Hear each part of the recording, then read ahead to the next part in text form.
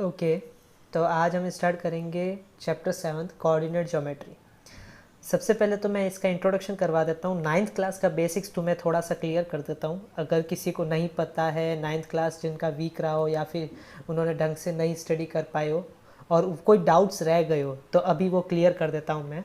सबसे पहली चीज़ कि आप जो है, आपने यहाँ पे कई बार देखा होगा कोऑर्डिनेट ज्योमेट्री जो है, ये वर्ड आया कहाँ से होता है। ज्योमेट्री मीन्स क्या होता है? शेप्स। अलग अलग शेप्स में जो बात होती है, अलग अलग है ना कि साइज़, ओरिएंटेशन, उसमें जो बात की जाती है वो ज्योमेट्री होती है। ठीक है, मैथ्स के अंदर ये अलग तरह की एक ब्रांच है। अब तो इसके अंदर आपने देखा होगा कि हमने लोअर क्लासेस में कई बार इन एक्सेस पे काम किया है। अब भले ही हम उसको इसके ऊपर ग्राफ बनाते हो, ठीक है, डेटा हैंडलिंग चैप्टर्स के थ्रू हम ये इस पे भी काम कर चुके हैं। तो ये जो होता है, इसके अंदर कोऑर्डिनेट्स वर्ड आता है, कोऑर्डिनेट। ऑर्डिनेट और एप्सिसा, ये दो नाम होते हैं, ऑर्डिनेट और एप्सिसा। ये हॉरिजॉन्टल लाइन होती है, इसे तो बोलते हैं एक्स एक्सिस। और ये जो है ना कि वर्टिकल लाइन होती है, एक्सिस हो मतलब लाइन को बोलते हैं वाई एक्सिस। ठीक है, तो इनके ऊपर जो पॉइंट्स होते हैं, आप अगर ग्राफ आपने देखा हो तो आपने नोटिस किया होगा कि हर एक स्क्वायर ब्लॉक जो होता है वो 1-1 सेंटीमीटर का होता है। तो ये जो होते हैं 1, 2, 3, और इसी तरीके से यहाँ पे -1, -2, -3, इधर भी आता है -1, -2, -3, और इधर आता है 1, 2, 3। मतलब ये समझ जाओ कि राइट में जाते हुए पॉजिटिव और ऊपर जाते हुए पॉजिटिव, लेफ़्ट में जाते हुए और नीचे जाते हुए डाउनवर्ड होते हुए नेगेटिव। ये है ना एक्स एक्सिस में है ना कि लेफ़्ट साइड में नेगेटिव होता है, और है ना कि वाई एक्सिस पे डाउन साइड में नेगेटिव होता है। ठीक है, तो और आपको ये तो आपने पढ़ा ही होगा, ये फर्स्ट है ना कि क्वाड्रेंट होता है, ये सेकंड क्वाड्रेंट कहलाता है, ये थर्ड होता है, और ये फोर्थ होता है। ये सब आपने 9th क्लास में पढ़ लिया है। ठीक है, क्वाड्रेंट क्यों बोलते हैं? क्योंकि क्वाड्रेंट वर्ड ही क्वाड्रेचर से आया, मतलब कि किसी पार्ट, प्लेन सरफेस के 4 पार्ट, क्वाड्रेंट। जैसे मोनो होता था बाई या डाई बोल सकते हो, तो 2 होता था, मोनो का मतलब 1 होता था। फिर ट्राई मतलब है ना कह रहे 3 होता था। फिर टेट्रा आता है, तो टेट्रा की जगह कुछ लोग उसको है ना कह रहे क्वाड्रेटिक में भी जानते हैं, है ना, क्वाड्रेचर भी बोलते हैं। ये आपका क्या चल रहा है? एंटी क्लॉकवाइज चल रहा है। ये आपके 4 क्वाड्रेंट्स हैं। ठीक है, तो इसके अंदर याद रखना, ये फर्स्ट क्वाड्रेंट जो होता है, इसके अंदर दोनों ही एक्स साइड और वाई साइड दोनों पॉजिटिव होती हैं। सेकेंड क्वाड्रेंट में एक्स नेगेटिव होता है और वाई पॉजिटिव होता है। थर्ड क्वाड्रेंट में एक्स नेगेटिव होता है, वाई भी नेगेटिव होता है। चलो आपके लिए मैं लिख देता हूँ यहाँ पे एक्स पॉजिटिव, वाई पॉजिटिव, यहाँ पे एक्स नेगेटिव, वाई पॉजिटिव, यहाँ पे एक्स नेगेटिव, वाई नेगेटिव, और फोर्थ के अंदर एक्स तो पॉजिटिव होता है, वाई नेगेटिव होता है। ठीक है, समझ में आ रहा है? अब क्वेश्चन अराइज होता, तो कोऑर्डिनेट्स हमने जब किए थे तो हमने क्या चीज़ देखी थी, कैसे कोऑर्डिनेट होते क्या है।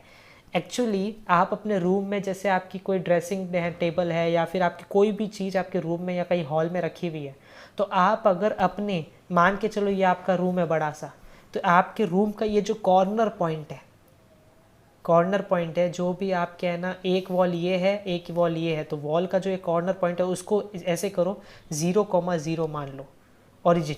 ये जो होता है ये 0,0 होता है, जिसका एक्स कोऑर्डिनेट भी 0 होता है और वाई भी 0 होता है, तो वो मान लो। तो अब प्रैक्टिकली सोचो, अगर मान के चलो कि इस तरीके से आपके है ना कह रही ये बना हुआ है और इसको आपने 0,0 माना है, और यहाँ पे मान के चलो कोई प्रोडक्ट पड़ा है, कोई चीज़ पड़ी है, तो उसकी पोजीशन को बताना। ठीक है, ये जो प्रोडक्ट है, ये जो आइटम है, उसकी पोजीशन को बताना उस रूम में। वो पोजीशन कौन शो करता है? वो शो करता है कि आपका इस वॉल से और इस वॉल से डिस्टेंस कितना है, तो वही उसके कोऑर्डिनेट्स होते हैं, वही उसकी पोजीशन होती है। ठीक है, ये जो हम डिस्टेंस देखते हैं कि भाई जिसकी है ना हॉरिजॉन्टल वॉल से, और ये है ना इसके उसके अपोजिट ये 90 डिग्री में दूसरी वॉल है, इन दोनों वॉल से उसकी डिस्टेंस कितनी है, ये उसके क्या बताता है? एक है ना 2D, 2 डायमेंशन पे ना कोऑर्डिनेट बताता है। हम अभी 2D की बात कर रहे हैं, 3D की बात नहीं कर रहे। किसकी बात कर रहे हैं? 2D की बात कर रहे हैं। ठीक है, तो अब इसी तरीके से, तो अब जैसे यहाँ पे ये आप समझ गए होंगे। ठीक है, ये सब 9th क्लास का था, और 9th क्लास में हमने कोऑर्डिनेट्स कैसे है ना अप्लाई किए जाते हैं वो भी देखा था। जैसे आपके सामने मैं एग्जांपल रख रहा हूँ, ज़रा ध्यान से देखो। ये आपका, जैसे मान के चलो ये आपका ओरिजिन है, ठीक है, ये आपका एक्स एक्सिस है, और ये जो है आपका y एक्सिस है, ये आपका y, ये x। ठीक है, अब नोट करो ये आपका जैसे ए पॉइंट दे रखा है। अब प्रैक्टिकली सोचो इसके कोऑर्डिनेट क्या होंगे। तो याद रखना, मैं तुम्हें समझा देता हूँ कोऑर्डिनेट कैसे बनाए जाते हैं किसी पॉइंट के। ठीक है, सबसे पहला हमेशा x देखा जाता है। तो नोट करो यहाँ पे ये जो पॉइंट है ये x पे कौन से पॉइंट पे आ रहा है, 3 पे आ रहा है। तो इसका मतलब a के अंदर सबसे पहले लिखेंगे 3। हमेशा याद रखना किसी भी पॉइंट के कोऑर्डिनेट्स में सबसे पहला जो कोऑर्डिनेट होता है वो x होता है, फिर उसके बाद लिखा जाता है y। ऐसे नहीं कि पहले y लिख दिया फिर x, नहीं। 3 यहाँ पे सीध में देखो 3, और इधर से y को देखोगे तो y कितना है 1, तो 3,1 इसके कोऑर्डिनेट हुए a के। इस तरीके से है ना पता किया जाता है। ये हमने 9 तक देखा था। अब b का अगर पता करें तो क्या होगा, तो पहले 6 फिर 4, तो 6,4। इसी तरीके से अगर इसका c का देखें तो क्या होगा, तो 8 और 6, तो क्या आएगा 8,6। ठीक है, तो इस तरीके से कोऑर्डिनेट्स देखे जाते थे। तो अब यहाँ तक तो था 9th क्लास। अब हमारे सामने आता है कि 10th क्लास में नया क्या है। तो 10th क्लास में आपके सामने 3 फार्मूले लेके आते हैं हम। ठीक है, वो तीनों फार्मूले आपको अच्छे से आने होंगे। इस पूरे चैप्टर में 3 एक्सरसाइज है, वो तीनों फार्मूलों पे हर एक फार्मूले पे एक एक्सरसाइज दे रखी है। तो हम एक स्टेप बाय स्टेप वो ना तीनों फार्मूलों को देखेंगे और उनके ऊपर वो एक्सरसाइजेस कंप्लीट करेंगे। ठीक है, तो सबसे पहले तो मैं आपको बता दूं कि इसके अंदर वो तीनों फार्मूले हैं क्या। आपके सबसे लास्ट में समरी दे रखी होती है चैप्टर के, उसमें आपको सारे फार्मूले दिख जाएंगे। सबसे पहला फार्मूला आपका है ये रहा। ठीक है, ये है डिस्टेंस फार्मूला। प्रैक्टिकली सोचो, आप जो कोऑर्डिनेट बनाते थे, आप जो कोऑर्डिनेट्स है ना कह रहे एक्सिस में डालते थे, तो कभी ना कभी तो उन कोऑर्डिनेट्स के बीच की डिस्टेंस भी तो निकालनी पड़ती होगी ना। 9 तक तो आपने कोऑर्डिनेट पुट करने सीखे। अब बारी आती है 10th में कि उन कोऑर्डिनेट के बीच में गैप पता करना हो कि वो कितने दूर हैं, तो वो डिस्टेंस कैसे निकाली जाए। अब जैसे ये कोऑर्डिनेट है आपका a, जिसमें x, y है, x1, y1। उसी तरीके से दूसरा है कोऑर्डिनेट x2, y2। नोट करो, देखो दोनों में x पहले लिखते हैं और y बाद में, तो मैंने कहा ना ऐसे लिखा जाता है। तो अब आपको अगर ये a और b के बीच की डिस्टेंस पता करनी है तो कैसे करोगे। तो इसलिए आपका यहाँ पे एक फार्मूला आता है जो होता है ये रहा, कि अगर आपको कोई 2 पॉइंट दिए हो, आपको अगर कोई 2 पॉइंट दिए हो, एक है p x1 y1 और दूसरा है q x2 y2, तो फॉर्मूला आपका सीधा होता है x2 माइनस x1 का whole square plus y2 minus y1 का होल स्क्वायर, और इसके ऊपर लगता है रूट। अब मैं क्या करता हूँ, आपको मैं ये फार्मूला डिराइव करके बताता हूँ, क्योंकि ये फार्मूला जब डिराइव होगा तब भी तुम अच्छे से समझ पाओगे कि ये एक्चुअली हुआ क्या है और कैसे हुआ। ठीक है, सबसे पहले अच्छे से ग्राफ बना लेते हैं। अब मान के चलो ये तो है आपका ओरिजिन, ये तो फिक्स है। ठीक है, 0,0 होता है। मान के चलो जैसे एक पॉइंट है आपका, वो मैंने मान लिया यहाँ पे, वो है आपका A, और एक पॉइंट आपका यहाँ दिया हुआ है, उसको मैंने मान लिया B। ठीक है, तो अगर मैं यहाँ डॉटेड लाइन बनाता हूँ, ठीक है, तो आपको क्या दिखेगा यहाँ पे,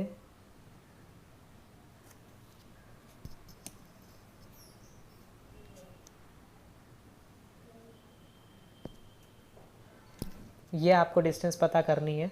तो मैं इसकी बात करता हूँ और इसके कोऑर्डिनेट मैं लिख देता हूँ x1, y1, और इसके लिख देता हूँ x2, y2। ठीक है, तो अब मैंने कोऑर्डिनेट लिखे तो ऑब्वियस है। अब क्या होता है x1, तो वापस मैं 9th क्लास का बेसिक आपको क्लियर करता हूँ कि कैसे आता था x1।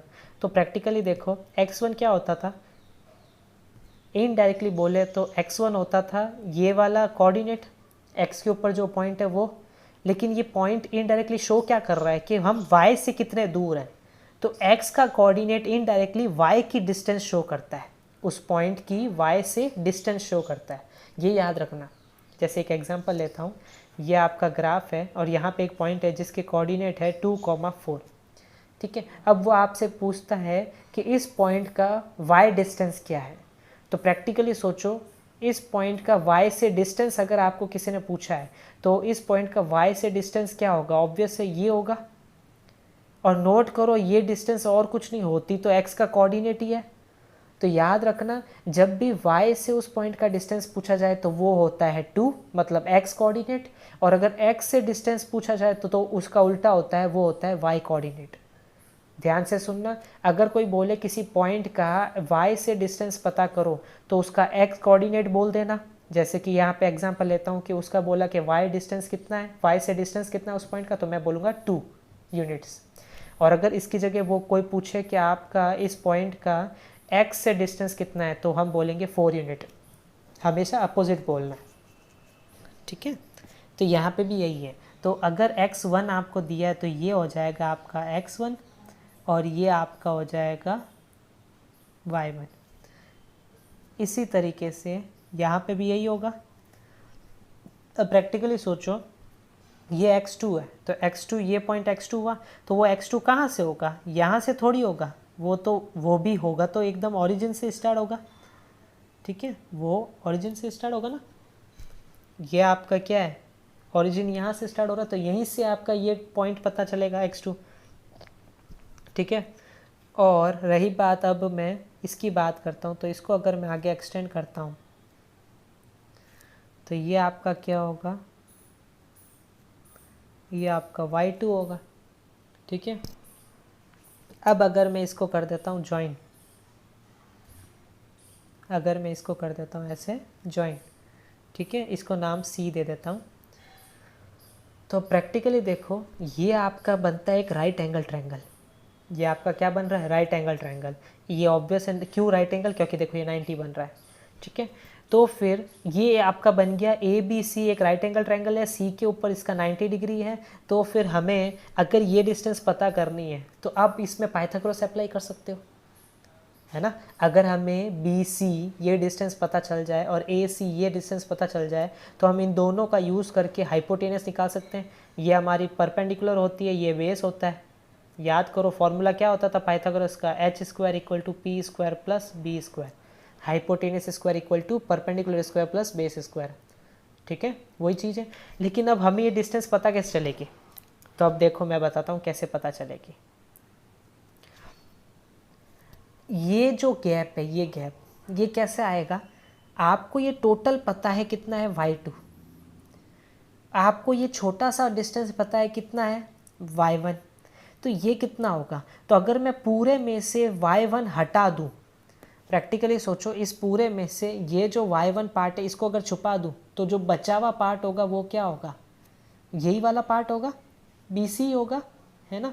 तो इसका मतलब मेरे को क्या करना होगा, y2 माइनस y1 करना होगा, मतलब पूरे में से y1 को हटाना होगा तभी वो पार्ट आएगा। तो इसलिए y2 माइनस y1 आया। इसी तरीके से यहाँ देखो ये पूरा क्या है x2 और ये कितना है x1, तो अब ये पार्ट कैसे आएगा, y2 माइनस y1 करेंगे तभी तो ये आएगा, ठीक है। तो इसलिए यहाँ पे क्या आ जाएगा, सॉरी y नहीं बोलना था, ये कैसे आएगा हमारा कि ये पूरा x2 है और ये x1 है, तो x2 में से x1 माइनस करेंगे तभी तो बचा हुआ आएगा। तो इसलिए क्या करेंगे, x2 माइनस x1 का हो जाएगा ये, ठीक है। तो ये आपका बन गया। अब मेरे हिसाब से आप अगर पाइथागोरस लगाते हो तो आपका आंसर आ गया है। कैसे आया देखिए ज़रा। तो अब मैं क्या करूँगा, यूजिंग पाइथागोरस थ्योरम ऐसे लिखूँगा, बाय यूजिंग पाइथागोरस थ्योरम, ठीक है। क्या लिखूँगा सबसे पहले, h² = p² + b²। h हमारा क्या है AB, ये रहा हाइपोटेनियस, तो AB² = p क्या है, p है y2 माइनस y1, तो y2 माइनस y1 का स्क्वायर, और b क्या है x2 माइनस x1 का स्क्वायर, ठीक है। तो जैसे कि हमें स्क्वायर थोड़ी चाहिए, हमें तो है ना डिस्टेंस चाहिए, डिस्टेंस का स्क्वायर थोड़ी चाहिए, हमें एग्जैक्ट डिस्टेंस चाहिए। तो दोनों तरफ taking square root both the side ऐसा बोलेंगे, यहाँ पे लिख देंगे अपन ब्रैकेट में कि by taking square root both the side, और फिर जैसे ही हम रूट लेंगे हमारे पास फॉर्मूला निकल के आ जाएगा।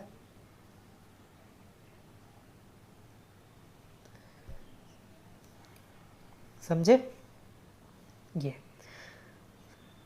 ठीक है। ये मैंने पहले लिखा है, ये बाद में लिखा है, कोई फ़र्क नहीं पड़ता उससे, क्या बीच में वैसे भी प्लस का साइन है, और उसका हो रहा दोनों का स्क्वायर है। अब मैं इस मैंने कह रहे फॉर्मूले को अप्लाई करना सिखाता हूँ कि इसको अप्लाई कैसे करते हैं। चलो देखते हैं, कोई क्वेश्चन उठाते हैं, उससे क्लियर होगा हमारा। सबसे पहले क्वेश्चन यही बन रहे हैं, आपको डिस्टेंस निकालने 2 पॉइंट दे रखे हैं तीनों में, ठीक है।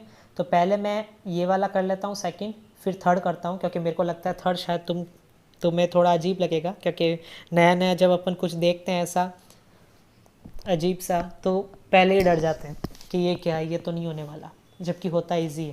तो ज़रा देखते हैं कैसे अप्लाई होगा। ओके, सबसे पहले क्वेश्चन आप देख लीजिए, -5,7 और -1,3। एग्जाम्पल के रूप में मैं तो आपको समझा रहा हूँ। तो ऐसे करते हैं, पहले पॉइंट को हम ए नाम दे देते हैं। पॉइंट्स को हमेशा नाम दिया हुआ रहता तो इजी रहता है। तो वो क्या था, -5,7, और हमारे पास दूसरा पॉइंट क्या है, वो है -1,3। तो एक चीज़ याद रखना, आपको मैं एकदम बड़े स्टेप्स के साथ और परफेक्ट तरीके से समझाऊंगा, तो अच्छे से देखना कि आपको करना कैसे है। सबसे पहले क्या करो, ऐसे लिख दो, आपको जो कोऑर्डिनेट्स दिए हैं उसको एक पर्टिकुलर फॉर्मेट में लिखो, ताकि आपको याद रहे कि क्या ना फॉर्मूले पुट कैसे करना होगा, ठीक है। गिवन लिखो x1, y1 लिखो इक्वल टू, इधर साइड लिखो -5,7। अब देखो मैंने इस तरीके से प्रेजेंट किया है ना, तो अब इससे आपको एकदम से पता चल रहा है कि पहला वाला x1 है, तो इसका मतलब यहाँ पे पहला वाला क्या है, -5, तो इसका मतलब x1 की वैल्यू कितनी है, -5। यहाँ पे सेकंड नंबर वैल्यू क्या है, y1, इसलिए y1 क्या है, 7। तो देखो जिस सीक्वेंस में यहाँ लिखा है उस सीक्वेंस में यहाँ लिखा और बीच में इक्वल टू साइन है, तो इसका मीनिंग समझ में आ रहा है कि दोनों ए कोऑर्डिनेट है, और ये x1 है -5 और y1 है 7। इसी तरीके से b को लिख दो। इस तरीके से आप लिखोगे ना, तो आपके क्या दिमाग में सब कुछ क्लियर रहेगा कि हाँ एक है ना, x1 क्या है, x2 क्या है, y1 क्या है, y2 क्या है। तो अब x2 क्या है यहाँ पे -1 और y2 क्या है, 3। तो अब जरा इसको अप्लाई करते हैं। तो A B equal to root, ठीक है, उसके अंदर क्या फॉर्मूला हमारा, x2 माइनस x1 का स्क्वायर, और दूसरा है y2 माइनस y1 का स्क्वायर, ठीक है। अब देखो मैं तुम्हें बताता हूँ कैसे अप्लाई करेंगे। x2 क्या दिख रहा है तुम्हें यहाँ पे, x2 -1, फिर फॉर्मूले में क्या है, माइनस साइन, तो माइनस साइन। एक एक स्टेप को ध्यान से समझना। फिर x1 क्या है, तो x1 आपका है -5, तो ये आपने फिर से छोटा सा ब्रैकेट लगा के लिखा -5, ठीक है। याद रखना जब भी बहना फॉर्मूले में माइनस है और आपका नंबर भी नेगेटिव है, तो याद रखना उस नेगेटिव नंबर को या तो फिर आप उस नेगेटिव को प्लस करके लिख दो, तो आपको ये ब्रैकेट लगाना ही नहीं पड़ेगा। वरना फिर पहले आप स्टेप वाइज काम करो, ताकि आपको है ना कॉन्सेप्ट क्लियर रहे, आपका कोई गलती ना हो आपसे। तो इसलिए -5 है ना x1 की जगह डाल दो, ठीक है। और फिर क्या है फॉर्मूले में, क्या है यहाँ पे, सॉरी ये मैंने माइनस गलती से लिख दिया था, प्लस, ठीक है। फॉर्मूला में प्लस है, फिर क्या है y2, अब y2 कितना है 3, फिर फॉर्मूले का माइनस, फिर y1, तो y1 कितना है 7। अब यहाँ पे जो सबसे ज़्यादा मिथ है और सबसे ज़्यादा जो गलतियाँ करते हैं स्टूडेंट्स, वो क्या है, ये आंसर देखो यहाँ पे आप ध्यान से देखो क्या आने वाला है, आप खुद दिमाग लगाओ। 3 छोटी वैल्यू से जब बड़ी वैल्यू सब्ट्रैक्ट की जाती है तो हमेशा आंसर नेगेटिव आता है। उसके जो भी नेगेटिव आएगा वो बाहर नहीं आएगा, क्योंकि नोट करो उसका स्क्वायर हो रहा है। तो जो भी स्क्वायर ना कह रहे नेगेटिव वैल्यू आएगी वो स्क्वायर होके पॉजिटिव दे देगी। तो कभी भी ऐसे नहीं किया। अब जैसे मैं एग्जांपल लेता हूँ, इसको सॉल्व करता हूँ, देखना आप जरा। मैंने क्या किया, रूट के अंदर, अब देखो अब इसको सिंप्लीफाई करो क्या होगा, तो देखो ये ब्रैकेट के अंदर जो माइनस है, जब ये ब्रैकेट ओपन होगा तो माइनस माइनस प्लस होता है, तो -1 + 5, इधर 3 - 7 का स्क्वायर। अब 5 में प्लस का 5 है तो बड़ा है, पॉजिटिव वाला बड़ा है, और -1 छोटा है, तो 5 - 1 4, तो यहाँ पे 4 का स्क्वायर। नोट करो पॉजिटिव रखा है क्योंकि लार्जर 1 का साइन आता है हमेशा। यहाँ पे देखो प्लस का 3 है लेकिन माइनस का 7 है, अपोजिट साइन होते हैं तो ऑब्वियस है सब्ट्रैक्टिव होता है, इसलिए देखो यहाँ पे भी सब्ट्रैक्ट किया था, यहाँ पे भी होगा। तो +3 है और -7 है, अपोजिट साइन है तो सब्ट्रैक्शन होगा, तो आएगा तो 4। लेकिन नोट करो लार्जर 1 नेगेटिव है, इसलिए आएगा -4, ठीक है। अब 4 4 ज़ा 16 और उसका भी 4 4 ज़ा 16। अब नोट करो, मैंने ये पॉजिटिव था तो भी मैंने पॉजिटिव में स्क्वायर लिखा है, और ये नेगेटिव था तो भी पॉजिटिव में लिखा है। इसका रीज़न क्योंकि स्क्वायर है, इसका रीज़न ही यही है कि ये इसके ऊपर क्या है, स्क्वायर है। जब भी इवन पावर होती है किसी भी वैल्यू की, तो वो अगर नेगेटिव है या ना है, हमेशा वो क्या देगा, पॉजिटिव ही देगा, ये याद रखना। तो 4 का स्क्वायर क्या होता है। अब यहाँ पे भी सिली मिस्टेक क्या करते हैं, 4 2 जा 8 कर देते हैं। अरे भाई पावर है, वो मल्टीप्लाई में नहीं है पावर। ये जो ऊपर 2 लिखा है ये कोई मल्टीप्लाई में नहीं है जो 4 2 जा 8 कर दिया। अब कई बार ऐसा मैंने देखा है, नोट किया कि 2 की पावर 3 लिखा होता तो उसको 6 लिख देते हैं। अरे 2 की पावर 3 है, मतलब 2 इंटू 2 इंटू 2, 3 बार मल्टीप्लाई करना है 2 को, तो क्या आएगा, 8 आएगा, ना कि 6। समझे। तो इसलिए 4 की पावर 2 है, तो इसका मीनिंग क्या हुआ, 4 को 4 से ही मल्टीप्लाई करना है 2 बार। पावर 2 का मतलब ये होता है। अगर पावर 5 होती तो क्या लिखते, 4 को 4 से मल्टीप्लाई करना है 5 बार। ये होता है पावर एंड एक्सपोनेंट का मीनिंग।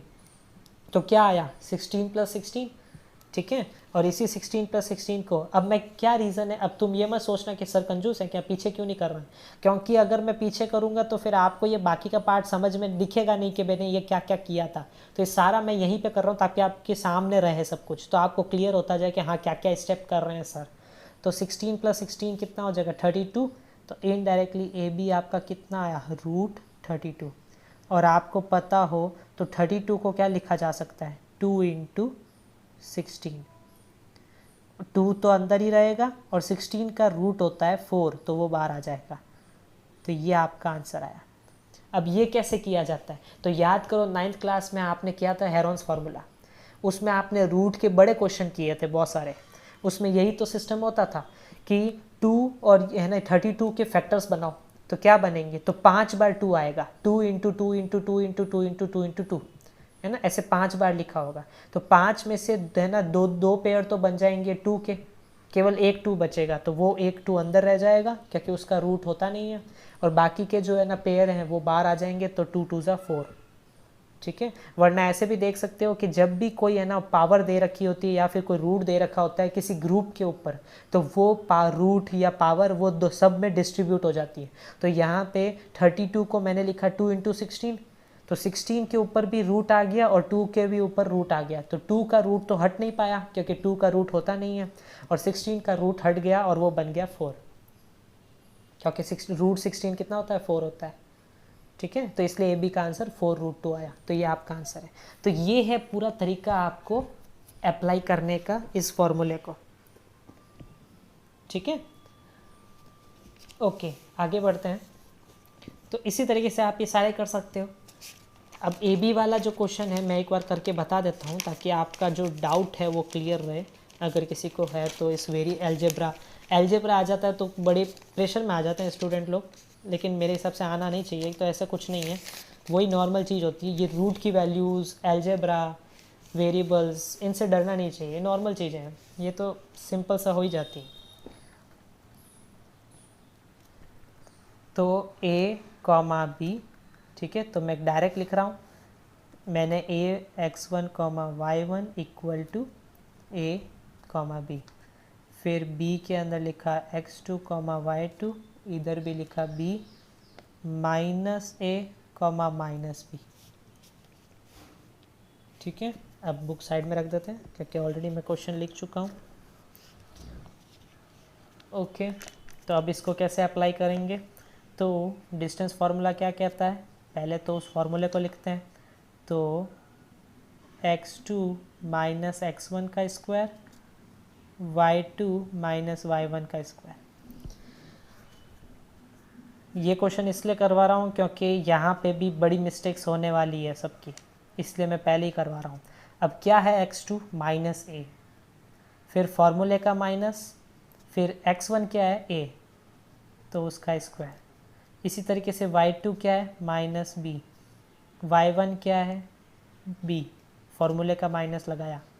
अब सिली मिस्टेक नंबर 1, क्या करते हो कि स्क्वायर दिखा तो सीधा दिमाग क्या दौड़ाया कि अंदर है ना वेरिएबल आ रहे हैं, ठीक है, तो स्क्वायर हटा के इसके ऊपर भी स्क्वायर डाल दिया, इसके ऊपर भी स्क्वायर डाल दिया। अरे भाई अगर चलो ये तो चलो यहाँ पे सेम है ना वेरिएबल्स हैं, अगर ये डिफरेंट वेरिएबल्स होते तो भी तो भी स्क्वायर का है ना, ये बाहर वाला पावर हटने से अंदर दोनों पे स्क्वायर नहीं आ जाता है, उल्टा अंदर तो फॉर्मूला लगता है a plus b a minus b का होल स्क्वायर। याद रखना, आप जो ये गलतियां करते हो ना, मैंने बहुत लोगों को देखा है कि x प्लस वाई का होल स्क्वायर लिखा हुआ है तो वो कर देते हैं x square plus y square. ये गलत है, ऐसा नहीं होता है। आपको लिखना होगा इसे x square plus y square plus 2xy। Note करो, a प्लस बी का होल स्क्वायर वाला फॉर्मूला लगता है यहाँ पे, ये डायरेक्ट स्क्वायर नहीं आ जाता है दोनों पे। इसी तरीके से यहाँ पे भी डायरेक्ट नहीं आएगा। लेकिन यहाँ देखो एक और चीज़ बड़ी आसान हो रही है, क्या? क्योंकि दोनों सेम वेरिएबल है तो ये जुड़ भी सकते हैं और घट भी सकते हैं। अब देखते हैं क्या होगा, इनके बीच में एडिशन होगा कि सब्ट्रैक्शन होगा। तो पहले चेक करो साइन क्या है दोनों में, तो दोनों के साइन सेम है, और you know always same science add each other. तो सेम साइन है दोनों के तो ऐड हो जाएंगे, तो देगा माइनस का 2a और इसका स्क्वायर। यहाँ पे भी यही होगा, माइनस का 2b और उसका स्क्वायर, और उसके ऊपर क्या है, रूट। अब ऐसी चीज़ को स्क्वायर कैसे करते हैं? फिर चकरा गए है ना, हो गया फिर डाउट। अब ऐसी चीज़ को स्क्वायर कैसे करते हैं जिसमें एक वेरिएबल भी है और एक नंबर भी है? तो नोट करो, स्क्वायर है तो ये तो पक्का है कि नेगेटिव तो नहीं होगा, तो चलो नेगेटिव तो हट ही गया, ठीक है। दूसरी बात, स्क्वायर है तो 2 का स्क्वायर तो क्या होता है, 4, और a का स्क्वायर होता है a स्क्वायर। सिंपल सा है। ये जो 2a लिखा है, ये 2a कैसे, क्या है मीनिंग, क्या है इसका, 2 इंटू a। तो फिर जो अगर ये होल स्क्वायर हो रहा है तो वो स्क्वायर इस पे भी आएगा, इस पे भी आएगा। एडिशन में ऐसे नहीं करना होता है, एडिशन में ऐसे नहीं करना होता कि इस पे भी डाल दिया, इस पे भी डाल दिया। सब्ट्रैक्ट मल्टीप्लाई में तो कर ही सकते हैं, मल्टीप्लाई का तो रूल ही यही है कि अगर कोई है ना वेरिएबल्स अलग अलग है ना कह रहे दे रखे हो अंदर बेस, और पावर से है ना कॉमन दे रखी है, तो पावर क्या होती है, दोनों में डिस्ट्रीब्यूट हो जाती है, होती है। यही तो अपन ने है ना एक्सपोनेंट चैप्टर पढ़ा था। तो बस इसलिए 2 इस पे भी चला गया 2 पे और a पे, तो 2 का तो स्क्वायर हो गया 4 और a का स्क्वायर तो a स्क्वायर ही होगा। इसी तरीके से यहाँ पे वो हो जाएगा 4b स्क्वायर। लेकिन अब प्रॉब्लम क्या, दोनों में ही वेरिएबल डिफरेंट है, इसमें a स्क्वायर है इसमें b स्क्वायर है। तो अब क्या करें, तो एक ही चीज़ हो सकती है, इसे तो लिख दो ऐसे, ठीक है, और 4 ले लो बाहर कॉमन, ठीक है। दोनों में 4 सेम था, 4 कॉमन ले लिया। अब नोट करो, ये 4 तो फिर भी रूट हो सकता है, ये पूरा ब्रैकेट जो है इसके साथ 4 क्या है, मल्टीप्लाई में ही तो है। और मैंने अभी बताया अगर कुछ चीज़ें मल्टीप्लाई में दे रखी हो और उनकी होल पावर कुछ है, ये रूट भी क्या होता है, एक तरह का पावर ही होता है। आपको शायद पता नहीं होगा लेकिन बता दूं, रूट को हम पावर में कैसे लिखते हैं, 1/2। तो ये भी एक तरह की पावर ही होती है। तो ये पावर क्या होती है, सब में डिस्ट्रीब्यूट हो जाती है। तो इसलिए इस ब्रैकेट के ऊपर भी अलग से रूट आ जाएगा, क्योंकि अब तो कुछ हो नहीं सकता इसका, तो ऐसे रूट आ जाएगा इसके ऊपर। लेकिन 4 के ऊपर रूट आएगा तो वो क्या बन जाएगा, 2। तो ये आपका फाइनल आंसर आएगा, याद रखना। छोटी छोटी चीज़ें हैं जो मैं बता रहा हूँ, लेकिन ये बहुत मायने रखती है। अपन इन छोटी छोटी चीज़ों को ही ध्यान नहीं देते और बड़ी बड़ी चीज़ों के चक्कर में सब कुछ खराब कर देते हैं, ठीक है। तो अब समझ गए ये। तो कभी भी नंबर 1 वेरिएबल्स देख के डरने का नहीं, ठीक है। नंबर 2 जो भी रूट की वैल्यूज़ आती है उसमें कभी भी सोचने का नहीं, सब बढ़िया है, सब अच्छा है, ठीक है। Be positive. Find the distance between the point 0,0 and 36,15। Simple सा, ये तो मैं ऑरली कर सकता हूँ क्योंकि इन्होंने ना एक पॉइंट तो वैसे ही ऑरिजिन दे दिया है। तो क्या करेंगे, अगर ये x1 y1 है और ये x2 y2 है, तो x2 माइनस x1 मतलब 36 माइनस 0, तो क्या आया 36, और 15 माइनस 0 मतलब 15, और दोनों का क्या होता है, स्क्वायर होता है। तो 36 का स्क्वायर प्लस 15 का स्क्वायर, है ना, ब्रैकेट में यही तो होता है। तो अब 36 का स्क्वायर क्या होता है, पड़ गए दुविधा में, है ना। तो अब जरा अगर इसको क्विकली करना है तो क्या किया जाए, 36 का स्क्वायर कैसे निकालोगे, तो 35 का स्क्वायर तो सबको पता होगा कितना होता है, 1225 होता है, ठीक है।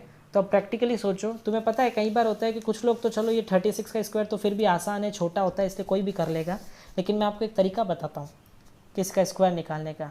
अब 36 है, ठीक है, तो एक 36 का मैं एक लॉजिक बताता हूँ तुम्हें, सिंपल सा कॉन्सेप्ट करना। पहले तो यूनिट डिजिट का जो है स्क्वायर लिख दो, फिर टेंस डिजिट का जो है उसका स्क्वायर लिख दो, फिर 3 6 है ना, कह रहे 6 3 सा क्या होता है, 6 3 सा 18 होता है, और 18 का डबल कितना होता है, 18 का डबल होता है 36, लिख दिया। अब क्या करो, यूनिट प्लेस वाली सेल पहले वे लिख दियो सारी चीज़ें, तो 6, इसकी भी 6 और इसका 9, फिर ये गैप दो, फिर ये 3 और ये फिर 3, तो ये 6, ये कितना 9 और ये कितना 12, तो 1296 आता है। अब ये तुम्हें मैं करके बता रहा हूँ, इसलिए तुम्हें थोड़ा लग रहा होगा कि सर इतना करें, इससे बेटर तो हम मल्टीप्लाई ना कर दें, लेकिन एक चीज़ याद रखना, इसे वैदिक मैथ बोलते हैं। ये जितना तुम्हें करने में इतना टाइम लग रहा है ना, अगर तुमने इसकी पकड़ अच्छी कर ली ना, तो मैं गारंटी ले रहा हूँ कि अगर 10 सेकंड भी मल्टीप्लाई करने में लग रहे हैं ना, तो मैं 2 सेकंड में तुम ये निकाल पाओगे, 2 सेकंड में, सोच लो, अगर इसकी प्रैक्टिस अच्छी हो गई तो। ठीक है, तो बस वही चीज़ है। तो अब यहाँ पे क्या करना है, तो 36 का तो होता है 1296 और 15 का स्क्वायर होता है 225, एटलीस्ट 20 तक तो आपको पता ही होंगे स्क्वायर, है ना, तो 15 का होता है 225। तो बस करना क्या है, 1296 प्लस 225 किया तो कितना आया, तो ये होता है 1, और यहाँ पे किया तो 9 10, ये 2 और ये आया, ये 5 और ये 1, तो 5121। अब क्या ऐसे करूँगा मैं, एक दिन ये जितने भी टॉपिक्स हैं, multiply, division, square root, squares, cube root, cubes, इन सब का एक टॉपिक बना के एक वीडियो डालूंगा।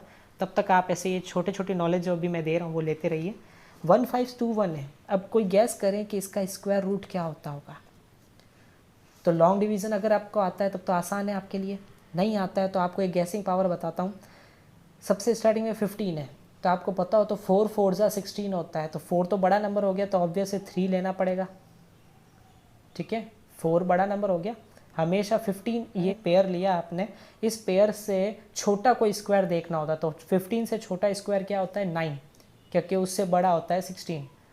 ठीक है, तो और 9 किसका स्क्वायर होता है 3 का, तो पहला डिजिट तो फिक्स हो गया।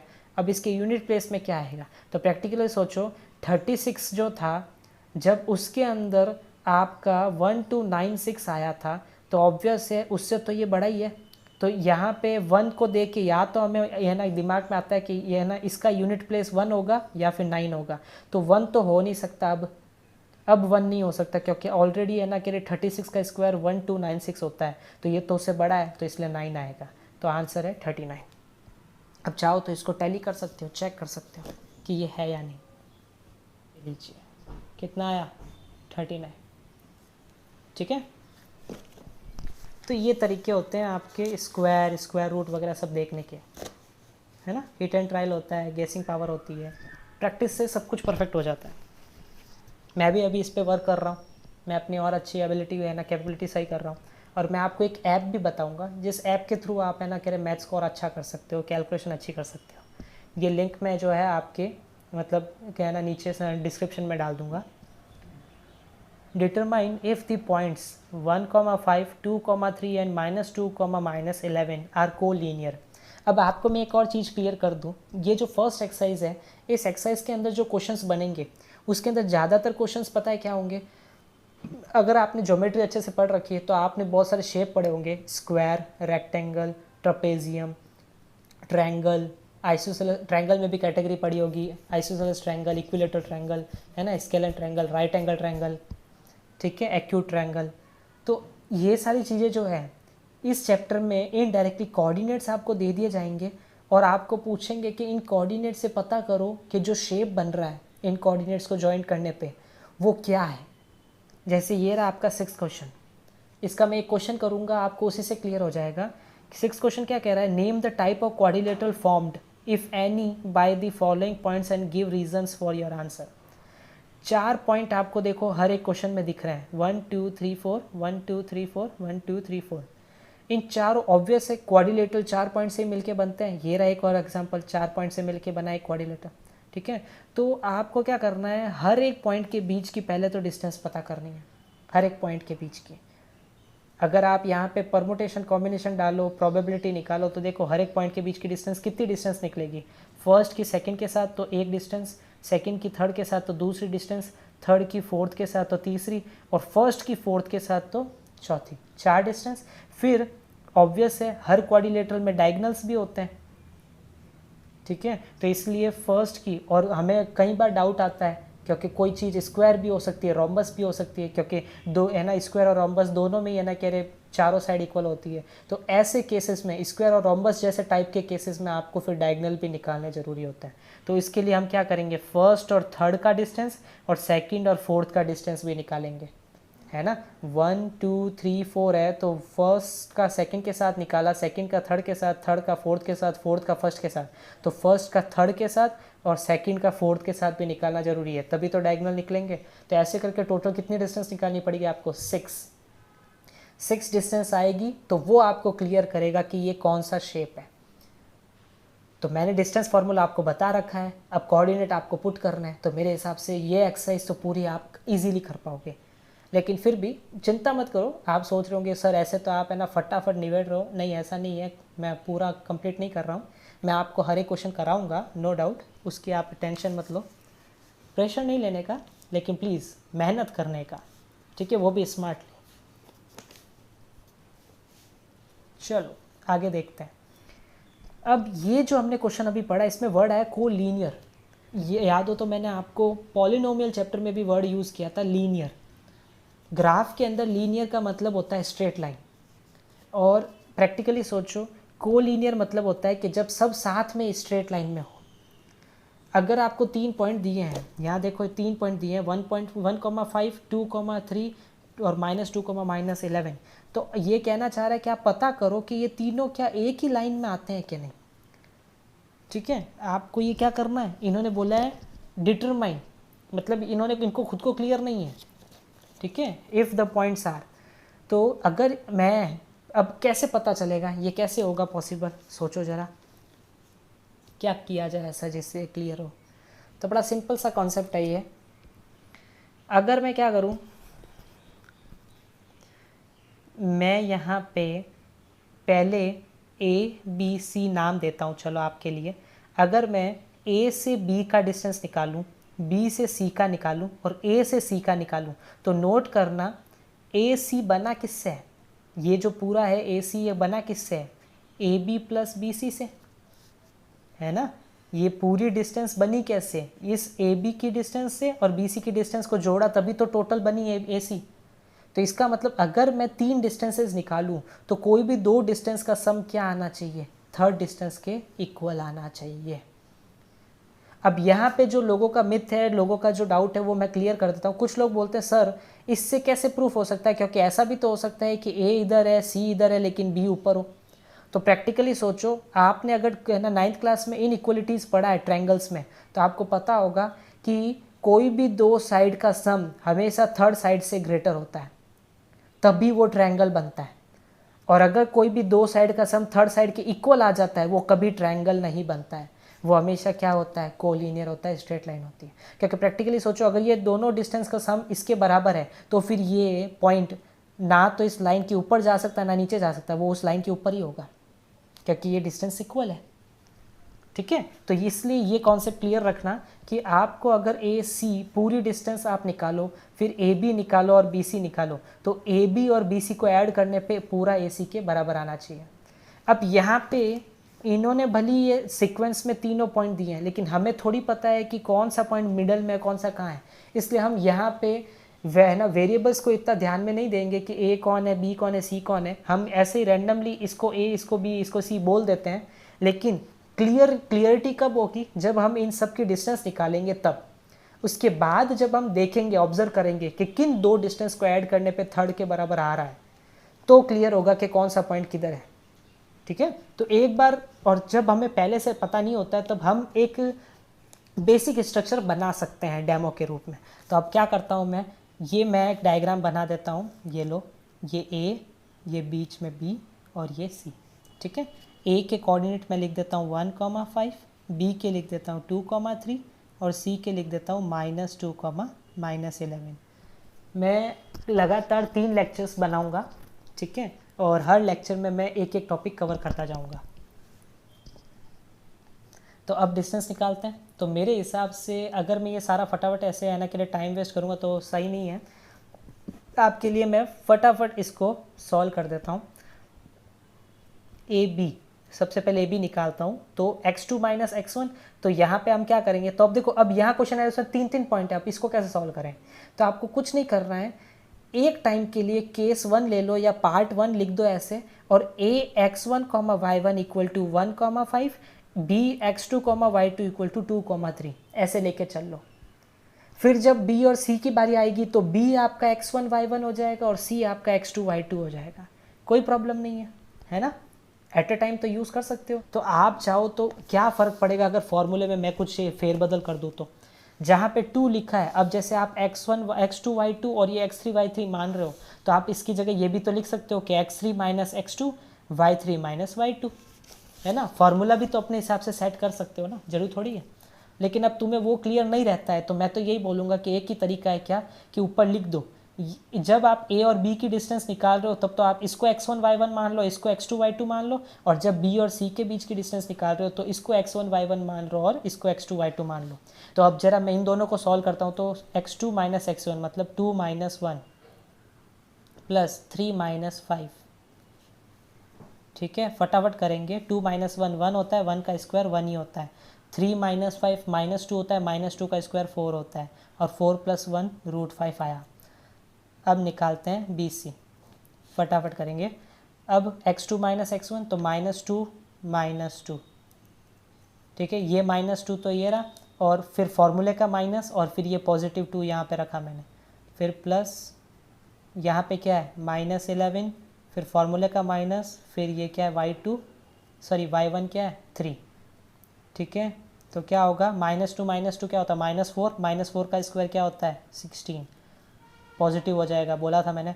-11 -3 कितना होता है -14 मतलब का स्क्वायर कितना होता है, उसका होता है 196 प्लस का, ठीक है। अब इन दोनों को जोड़ो कितना आएगा, तो 6 6 हो जाएगा 12, ठीक है, 9 और ये 10 11 और ये 2, तो 2 1 2 आया, ठीक है। अब करता हूँ ए सी मतलब अब ये x1 y1 है, ये x2 y2 है, तो -2 -1 -2 -1 -11 -5, ठीक है, ये चीज़ की। तो क्या है यहाँ पे -2 -1 माइनस का 3 स्क्वायर, ठीक है, -11 -5 कितना होता है -16 ये क्या है ए सी, इसका होता है 9 और 16 का स्क्वायर कितना होता है 256। अब इन दोनों को ऐड करेंगे तो कितना आएगा, तो 9 इसमें ऐड करेंगे तो ये अपना बन जाएगा 562, ठीक है। लेकिन अब क्या हुआ, अब बड़ा अजीब देखने को मिल रहा है कि यार तीनों रूट में वैल्यूज़ दिख रही है, पता कैसे चलेगा कि डिस्टेंस से ना कह रहे कैसे ऐड करनी है ना, ये डाउट कैसे क्लियर करें। तो पहले तो मैं क्या करता हूँ, आपके लिए डिस्टेंसेस लिख लेता हूँ, A B equal to √5, B C equal to 212 और ए सी इक्वल टू 265। एक चीज़ क्लियर लग रही है मेरे को कि अगर ये कोलिनियर है तो ए सी ही सबसे बड़ी डिस्टेंस होगी, इसका मतलब मेरा डायग्राम तो एकदम सही बना है। हाँ, ए सी ही क्या होगी, वो बड़ी डिस्टेंस होगी, और ये ए बी और ये बी सी होगा, क्योंकि देखो ये हो रहा है, दिख रहा है ऐसा। लेकिन अब आगे बढ़ते हैं, कैसे होगा वो समझते हैं। 5 का √5 हो रहा है तो √5 ही रहेगा। 212 क्या इसके फैक्टर करना जानते हो, 212 के फैक्टर क्या होते हैं ज़रा देखो, वही ये लोअर क्लास वाला कॉन्सेप्ट यूज़ कर रहा हूँ मैं, ज़्यादा दिमाग लगाना नहीं है। तो 2 1 2, 2 6 12, फिर वापस 2 5 2 3 और 53, यू नो व्हाट कितना होता है, प्राइम नंबर होता है ना। तो यहाँ पे क्या आ गया 2√53, ठीक है। अब ज़रा इसको देखते हैं, इसका कैसे होगा। 265 है, 265 क्या होगा, 5 है तो ऑब्वियस है। सबसे पहले एक बार वैसे चेक कर लो कि ये 3 से होता है कि नहीं, वैसे होना तो होगा तो नहीं, मेरे को लग रहा है ऐसा। याद है लोअर क्लास में हम डिविजिबिलिटी रूल पढ़ते थे, क्या होता था 3 को करने के लिए, तो 6 + 2 कितना 8, 8 + 5 13, 13 ने 3 से नहीं होता तो बस ये भी नहीं होगा, तो सीधा 5 लेते हैं। 5 5 ज़ा 25, 5 3 ज़ा, और ये आया 53। तो इनडायरेक्टली अगर मैं इसको सॉल्व करता भी हूँ तो डिस्टेंस को देख के साफ पता चल रहा है कि ये तो भाई इन दोनों का प्रोडक्ट करूँ ना तो इसके बराबर आता है, और उसमें भी ये डबल है, तो इसलिए कोलिनियर नहीं है, क्योंकि इनका एडिशन पॉसिबल ही नहीं है।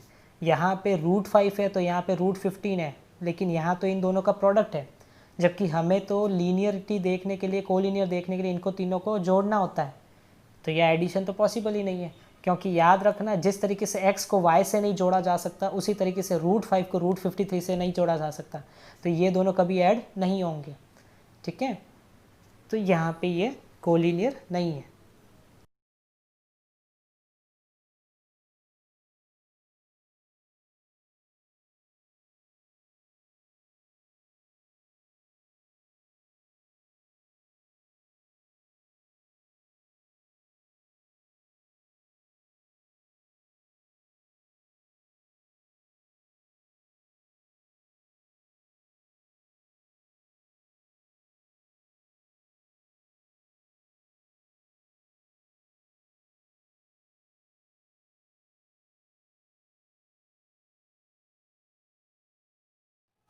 ओके, तो अब जैसे फोर्थ क्वेश्चन को ध्यान से देखो।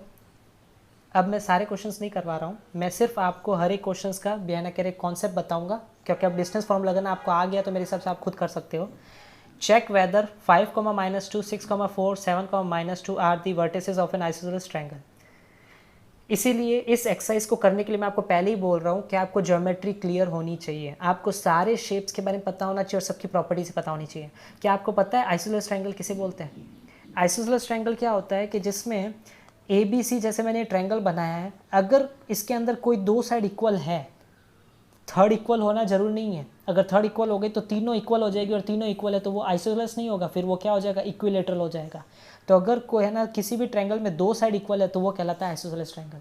तो आपको करना क्या है, मेरे हिसाब से आपको समझ में आ गया होगा कि 5, -2 और 6, 4 के बीच में डिस्टेंस निकाली, 6, 4 और 7, -2 के बीच में डिस्टेंस निकाली, और 5, -2 और 7, -2 के बीच में डिस्टेंस निकाली। 3 डिस्टेंसेस निकलेगी। तो कोई भी दो डिस्टेंस अगर इक्वल आ गई, कोई भी दो, तीनों नहीं आनी चाहिए, कोई भी दो, तो फिर ये प्रूफ हो जाएगा, है ना। प्रूफ मतलब ये सिंप्लीफाई हो जाएगा कि hence 5, -2, 6, 4 and 7, -2 are the vertices of an isosceles triangle. ठीक है, बड़ा सिंपल सा है। ओके, चलो फिफ्थ क्वेश्चन देखो। एक क्लासरूम था, वहाँ पे 4 फ्रेंड्स थे जो कि है ना कह रहे ABCD ऐसे 4 पॉइंट्स हैं, मतलब 4 सीट है, वहाँ पे बैठे थे। ठीक है, चारों फ्रेंड अलग कर दिया होगा टीचर ने। ठीक है, और चंपा और चमेली वॉक करने लग गए क्लासरूम में। देखो डिसिप्लिन ही नहीं है, पक्का टीचर नहीं होगा क्लास में। ठीक है, तो ये दोनों के दोनों वॉक करने लग गए। तो जब ऐसा करने लगे तो वहाँ पे थोड़ी देर के लिए चंपा और चमेली जो है, दोनों में से चंपा ने ऑब्जर्व किया और उसने चमेली से पूछा। अब देखो सोचो, अपन होते तो क्या करते कि यार आज अपने है ना कि रवि आज टिफ़िन में क्या लाया होगा, अरे यार आज टीचर आई नहीं है, चल मस्ती करते हैं थोड़ी। जबकि यहाँ पे देखो ये मैथ्स के ऑब्जर्व कर रहे हैं, वाह। तो ये अच्छी बात है, हंसो मत, ये मजाक नहीं चल रहा है, प्रैक्टिकली सोचो कि ये जो चीज़ है वो सही है। एक इंटेलिजेंस की यही होती है कि वो हर जगह क्या है, कुछ ना कुछ दिमाग दौड़ाता रहता है। तो चंपा ने ऑब्जर्व किया और उसने कहा कि don't you think ABCD is a square, तुम्हें नहीं लगता कि ABCD जो है एक स्क्वायर बना रहा है? तो चमेली बोली हट पागल, ऐसा कुछ नहीं है। चमेली डिसएग्री करती है। तो अब हमें इन दोनों में से किसी एक को प्रूफ करना है कि सही कौन है। तो अपन क्या करेंगे, तो सबसे पहले तुम्हारे सामने ये ग्राफ दिख ही रहा है, तो तुम्हें करना है क्या है, कोऑर्डिनेट्स खुद बनाने हैं चारों के, और उन चारों के बीच की डिस्टेंस पता करनी है। तो प्रैक्टिकली अब कुछ कोऑर्डिनेट मैं बताता हूँ, जैसे देखो इस A के क्या होंगे, तो ये देखो 3 पे है ना, X पे 3 आ रहा है और A का Y पे 4 आ रहा है, तो क्या बन गया 3, यहाँ क्या बन गया इसका A का 3, 4।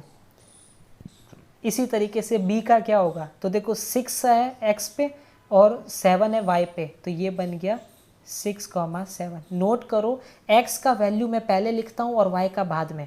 इसी तरीके से c का क्या होगा, तो c का पहले 9 है और फिर 4 है, ठीक है। और d का क्या है, d का पहले 6 है और फिर 1 है। तो चारों कोऑर्डिनेट आ गए। अब a और b की डिस्टेंस निकालो, b और c की निकालो, c और d की निकालो, और d और a की निकालो, ठीक है। जब इसको आप सिंप्लीफाई करोगे, और एक सेकेंड, एक काम आपको और करना पड़ेगा। जैसे कि मैंने बोला ये कह रही है कि स्क्वायर है या नहीं, तो प्रैक्टिकली देखना, अगर आपको ज्योमेट्री क्लियर है, ठीक है, मैं फिर बोल रहा हूँ इसकी नॉलेज एक बार ले लेना अगर नहीं हो तो, क्योंकि बहुत सारे चैप्टर्स इसके बिना अधूरे हैं, और वैसे भी होनी भी चाहिए ये थोड़ी नॉलेज, क्योंकि आगे हायर क्लासेस में काम आएगी। तो स्क्वायर और रोम्बस में केवल एक डिफरेंस होता है कि स्क्वायर और रोम्बस होते तो दोनों ही है ना, कह रहे चारों साइड दोनों की इक्वल होती है, लेकिन डिफरेंस केवल एक होता है कि स्क्वायर के अंदर दोनों डायगोनल इक्वल होते हैं, जबकि रोम्बस के अंदर दोनों डायगोनल इक्वल नहीं होते हैं। तो आपको फिर एक दो डिस्टेंस और निकालनी पड़ेगी इन चार के अलावा। कौन सी दो, एक तो ए से सी की ये वाली, और एक बी से डी की। अगर ये दोनों डिस्टेंस भी इक्वल आ रही है, इन चारों के नहीं, एक दूसरे से, ए सी बता देता हूँ, चलो आपको मैं लिख के बता देता हूँ कि इस क्वेश्चन में क्या क्या करना है। आपको पहले तो ये बताना है कि A B is equal to B C is equal to C D is equal to A D. ये चारों डिस्टेंस एक तो इक्वल आनी चाहिए, और ए सी और बी डी इक्वल आनी चाहिए। अगर ये दोनों सेटिस्फाई करते हैं तब तो वो स्क्वायर है, और अगर केवल एक चीज़ सेटिस्फाई करती है ये ऊपर वाली, तो वो है रोम्बस, ठीक है, ये याद रखना। तो ये आपको करना है। अगले क्वेश्चन में क्या है, सेम क्राइटेरिया, इसमें भी आपको यही करना है, सबके बीच की डिस्टेंसेस निकालनी है। और पहले भी बोल रहा हूँ आपको, है ना, मैं एनसीईआरटी में अभी मैं बता दूंगा, एग्जाम्पल में एक क्वेश्चन ऐसा किया हुआ है, सब में 6 डिस्टेंसेस निकालनी है। ये देखिए, ये रहा वो क्वेश्चन। शो करना है आपको कि चारों पॉइंट दे रखे हैं और पता करना है कि ए स्क्वायर के पॉइंट है या नहीं। तो इन्होंने क्या किया, देखो A B, B C, C D और डी है, चारों डिस्टेंस निकाली, और उसके बाद इन्होंने डायगोनल भी निकाले, अपोजिट वाले कोऑर्डिनेट्स, मतलब ए का सी से और बी का डी से। तो इन्होंने चेक किया तो पता चला कि 4 डिस्टेंस जो कंटिन्यूटी में निकाले थे वो तो सेम आ रहे हैं, और बाकी के जो डायगोनल है वो भी सेम आ रहे हैं एक दूसरे के। तो ये क्या प्रूफ हो गया, ये स्क्वायर है। सोचो अगर यही डायगोनल दोनों अलग आ जाते तो ये क्या प्रूफ हो जाता, रोम्बस, क्योंकि साइड तो सेम है इसलिए, ठीक है। तो ये कॉन्सेप्ट यहाँ पे यूज़ होता है। अब जल्दी जल्दी क्विकली अपन आगे बढ़ेंगे, क्योंकि अब अपने पास कितने 4 क्वेश्चंस बाकी रहे हैं। Find the point on x axis which is equidistant from 2, -5 and -2, 9। अब ये थोड़ा नया कॉन्सेप्ट है, तो इसको ज़रा ध्यान से समझिएगा, ये इंपॉर्टेंट भी है, क्योंकि इस टाइप के क्वेश्चन ज़्यादा पूछे जाते हैं। ये ऊपर वाले जो हैं ये बेसिक्स थे जो आपको पता होने चाहिए, ठीक है, लेकिन ये क्वेश्चन जो है ये ज़्यादा पूछे जाते हैं, तो ध्यान से समझिएगा इसको मैं क्या बताना चाह रहा हूँ यहाँ पे। अब ये कह रहा है कि एक पॉइंट है एक्स के ऊपर, तो अब एक्स के ऊपर वो पॉइंट कहाँ होगा मेरे को नहीं पता है, लेकिन होगा तो एक्स पे, ये खुद कह रहा है कि the find the point on x axis. तो भाई ऐसे करता हूँ, मैं कहीं पे भी एक पॉइंट ले लेता हूँ एक्स पे। अब आप दिमाग लगाओ, अगर मैं उसको ए बोलता हूँ, इस पॉइंट को ए बोलता हूँ और इसको बी बोलता हूँ पॉइंट को, तो इसे मैं, भली आप कहो तो मैं इसको क्या पी बोल दूँ, ठीक है, पी बोल देता हूँ इस पॉइंट को। तो प्रैक्टिकली सोचो, यह आपने 9th क्लास में भी पढ़ रखा है कि जब भी कोई पॉइंट एक्स के ऊपर होता है तो उसका वाई हमेशा क्या होता है, 0। तो x, 0 कोऑर्डिनेट बना सकता हूँ मैं इसके।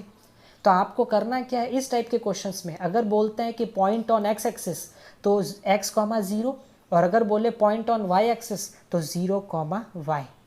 ये याद रखना, y एक्सिस पे पॉइंट बोलता है तो ऑब्वियस है उसका x 0 होगा, तो x तो हमेशा पहले ही लिखा जाता है। अब पता है कुछ लोग गलती क्या करते हैं, y एक्सिस पे पॉइंट बोला है तो वो y, 0 लिख देते हैं। अरे लेकिन y पे आया है, तो y पे आया है तो आपका y x पे थोड़ी हो जाएगा, x तो 0 है ना, तो इसलिए 0, y बोलते हैं उसे, ना कि y, 0।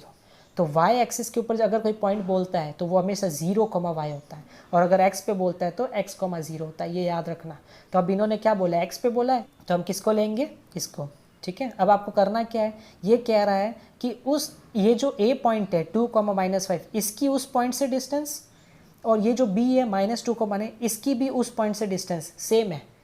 इसका मीनिंग क्या हुआ? इसका मीनिंग ये हुआ कि पी ए, ठीक है, पी ए की डिस्टेंस जो है वो पी बी की डिस्टेंस के बराबर है। तो पी ए कैसे बनेगा? तो ज़रा ध्यान से देखो, पी ए मतलब मेरे को ये लाइन निकालनी, इसकी डिस्टेंस निकालनी इन दोनों के पॉइंट के बीच की। तो नोट करो x और ये है तो क्या लिखूँगा, x को -2 का स्क्वायर, है ना। अगर मैं a को x1 y1 मानता हूँ और p को x2 y2 मानता हूँ तो है ना क्या होगा, x -2 तो x -2 और -5 -0 तो -5 -0। अब -0 को लिखने वाली चीज़ है क्या, तो वो तो हट ही जाएगा। इक्वल टू, अब पी बी का डिस्टेंस देखते हैं। अगर मैं इसको x1 y1 मानता हूँ, इसको x2 y2 मानता हूँ तो x -2 तो x फिर फॉर्मूले का माइनस और इसका खुद का माइनस है यहाँ पे, इसलिए ये, और 0 -9,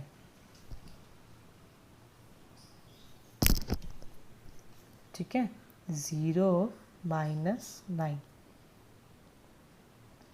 ओके, सॉरी यहाँ पे शायद मैंने एक मिस्टेक कर दी, लेकिन उससे कोई फ़र्क नहीं पड़ेगा, मेरे को नहीं लगता कि ये आपका y2 था तो 0 -5 होना चाहिए, तो यहाँ -5, लेकिन वैसे फ़र्क नहीं पड़ेगा क्योंकि जब 0 आ जाता है ना तो वो 0 क्या करता है, भले आप इसको पॉजिटिव लो नेगेटिव लो, स्क्वायर करने पे एक ही आंसर आता है, ठीक है।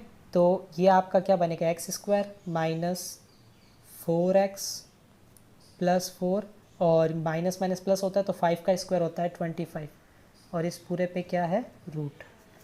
इसी तरीके से यहाँ देखते हैं तो माइनस माइनस प्लस होता है तो x + 2 का स्क्वायर तो क्या बनेगा, x² + 4x + 4 और 9 का स्क्वायर होता है 81, ठीक है। अब चूँकि जब तक दोनों के ऊपर के रूट नहीं हटेंगे तब तक इधर उधर शिफ्टिंग नहीं कर सकते, ना सॉल्व कर सकते हैं, तो फिर करते हैं bye taking square both the side. तो जब स्क्वायर रखेंगे तो ये पूरा रूट हट जाएगा, तो x² -4x, अब 25 + 4 कितना होता है 29, इधर भी x² + 4x और 81 + 4 85। x² से x² कैंसिल, ऑब्वियस है, जब x² इधर जाएगा तो माइनस में हो जाएगा और ये x² ऑलरेडी वहाँ पे है तो ये क्या हो जाएगा, कैंसिल। तो क्या बचा, -4x + 29, ठीक है, और इधर 4x + 85। अब क्या करते हैं, इनको शिफ्ट करते हैं, तो 4x माइनस इधर ऑलरेडी है और ये प्लस का 4x इधर जाएगा तो माइनस का 4x, ये 85 और ये 29 उधर जाएगा तो माइनस का 29, ठीक है। तो x कोऑर्डिनेट क्या पता चला, -7। तो इनडायरेक्टली पॉइंट क्या मिला, पॉइंट क्या मिला आपको, तो वो जो p कोऑर्डिनेट मिले वो मिले -7,0। x ही तो चाहिए था, y तो वैसे भी 0 था, तो पॉइंट क्या मिला, -7,0, ठीक है। ऐसे करते हैं, आज इतने ही क्वेश्चंस करते हैं, वो 3 क्वेश्चंस जो है अपन वो नेक्स्ट एक्सरसाइज से थोड़ा सा पहले में कर लेंगे। Okay, bye bye.